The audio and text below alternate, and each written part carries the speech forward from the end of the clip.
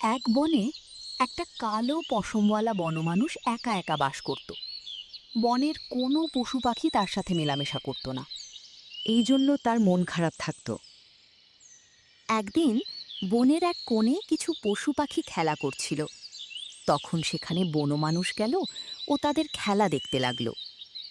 বন মানুষকে দেখে সকল প্রাণী পালিয়ে গেল।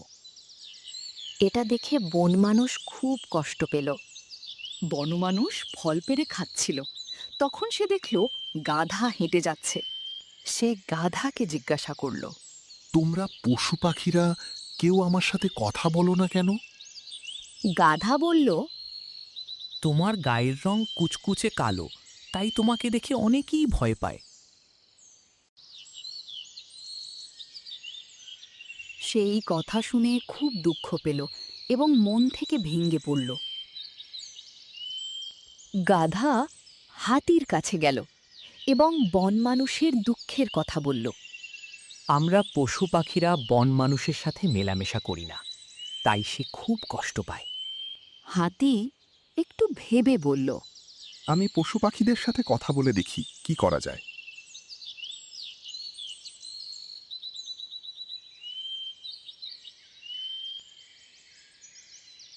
হাতি বনের মধ্য দিয়ে যাচ্ছিল এবং শিয়ালের সাথে তার দেখা হলো। সে শিয়ালকে বলল, আমরা পশু পাখিরা বন মানুষের সাথে মেলামেশা করি না, তাই সে খুব কষ্ট পায়। শিয়াল বলল, বনের সব পশু পাখিদের সাথে কথা বলতে হবে, তাদের মতামত জানতে হবে। হাতি আর শিয়ালকে কথা বলতে দেখে বনের সকল প্রাণী তাদের কাছে গেল এবং তাদের আলোচনায় অংশ নিল। আমরা বন মানুষের সাথে কথা বলি না, তাই সে কষ্ট পায়। হায়না বলল, আমরা কোনো কালো মানুষের সাথে মেলামেশা করব না। একদিন জঙ্গলে আগুন লাগলো। ভয়াবহ দাবানলে বনের গাছপালা এবং পশু পাখিদের বাসা পুড়ে যাচ্ছিল। বনের পশু পাখিরা বাঁচার জন্য এদিক ওদিক ছুটোছুটি করতে লাগলো। আগুন ছড়িয়ে পড়ছে চারিদিকে। একটু পরে দাবানলের কাছে বন মানুষকে ছুটে আসতে দেখা গেল।